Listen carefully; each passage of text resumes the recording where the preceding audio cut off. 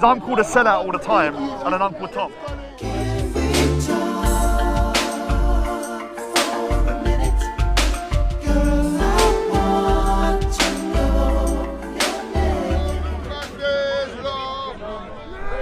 There was an argument or something with Respect, but you said that you're against him ideologically. Yeah.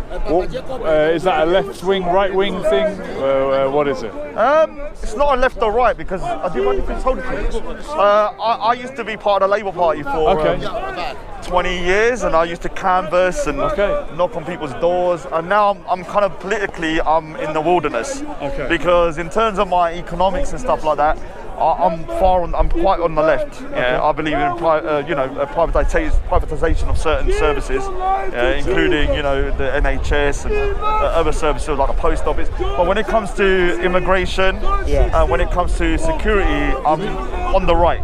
Okay, you mean so public ownership of NHS? Yeah. So which is state funded. So I'm on the left in terms of like the government, but when it comes to stuff like security and when it comes to immigration and being British, I'm on the right. Okay. So I am pro UK. So you're against immigration? I believe immigration. This is where we lock heads, because I believe that although I'm from an immigrant family, I do. Are you? Well, yeah. You wouldn't know. Yeah. But I believe as myself that although I'm from an immigrant family, I still think we have to be, let's just say, have common sense about who comes into the UK. Okay. It shouldn't be unrestricted, kind of like people just coming in and they can't really contribute anything. So it sounds quite harsh that I think it should be kind of a point systems where people can come in. I don't care about race, religion, or colour. It's about what can you offer. A vote leave? Yeah, I voted Brexit. Okay. So I also believe the reason I voted Brexit isn't because of immigration, but because of sovereignty of the UK. Okay. And I believe the UK should be governing itself and shouldn't be dictated by Europe. And you can see I make grown men do pigeon noises. So that's what the effect that happens with it. So when a lot of people with Respect, especially, he equates voting Brexit as being racist and against immigration. But immigration to me was secondary. The first thing was the sovereignty of Parliament. So is Respect pro-immigration then? Or? Yeah, Respect is an individual that, from speaking to him, he's not going to like what I'm going to say. He wants everyone to come in, and he doesn't care how much damage it does because of the past of the UK. He wants to punish the UK for the past of their ancestors. So for slavery, for colonisation. And the thing is, I can condemn all that and say it was wrong and it's something that I do not support. But it doesn't mean that I want the worst for the UK as of today. I've got family that I want to prosper and live a happy life in the future, and if that means restricting immigration and controlling who comes in and trying to control who comes in for social cohesion, then I believe that's right. If you're from an immigrant family who came from the Commonwealth, I would guess that Respect is always Caribbean background. Yeah, and I'm from the Punjab. Okay, that's more Commonwealth, and the Windrush generation were betrayed. Yeah, which is terrible. Country. Yeah. But uncontrolled immigration from the EU, from European countries, would cost those ethnic minorities also. Respect doesn't like the fact that you've got a dual identity. Yeah, so I'm trying to unite people under the umbrella of being British.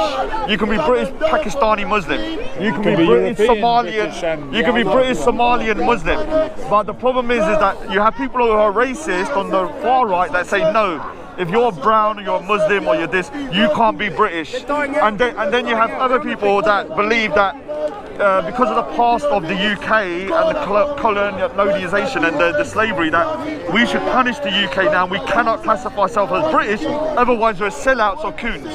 Because I'm called a sellout all the time, and then I'm called Tom. As a Sikh Punjabi, I guess you've suffered at the hands of British colonisation, but also Muslim colonisation with the Mughals. So perhaps you see a more balanced. All right, so it's hard for people to understand. So when you speak to, say, a Muslim from India or Pakistan, they see the British as totally taking over their territory. Whereas for the Sikhs, what happened? We was under, or the Hindus, we were under 800 years of oppression.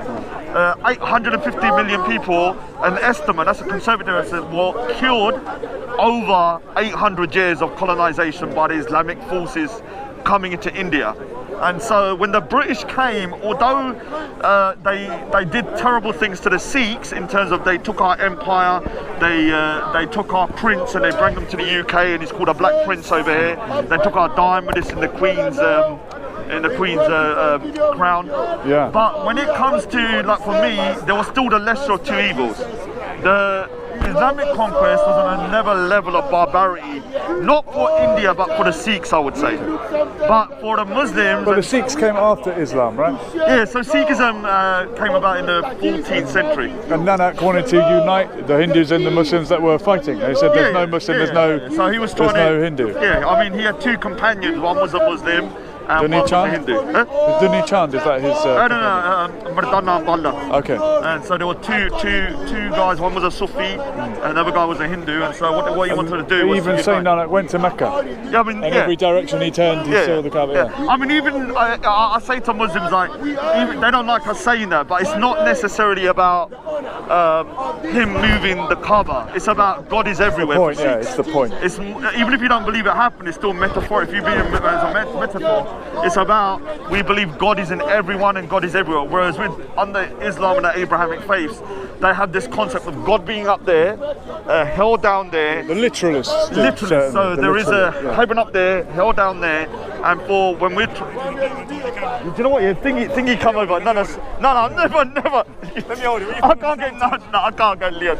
Leon's gonna turn around and go, oh, look what he's doing. I'm in trouble as it is. I had Eunice doing it. So basically, for us, we have a different concept. I know, I'm a racist. You got gloves on though, so I can't say it. So I'm trying to be self-sufficient. So basically, when it comes to the Abrahamic faiths, it has a different philosophy to the Sikhs. But my whole aim is to unite people under the umbrella of being British. You can be a Somalian Muslim, you can be a British Punjabi Sikh, British Jamaican Christian, or whatever. And I think that's the umbrella that we need to unite on for social cohesion. Even if that was a bitter pill to swallow, why not say, well, I'm a world citizen, and you know, we're all one in that sense. But the problem we have here in the UK that I've seen is that there is so many disparate groups now with so many different outlooks on life. Even within the Asian community, the Sikhs and the Hindus have a totally different outlook to the Muslim community, even though we're brown. We have a different outlook of what we want. How would you feel about Khalistan? Big up to Khalistan, but it's not going to happen. Punjab but what it is, I don't believe in pipe dreams. Okay. So I was a Khalistani, I still am. I would love for a separate homeland. Okay. But if I feel something cannot happen, no matter what, without bloodshed, then I cannot support it.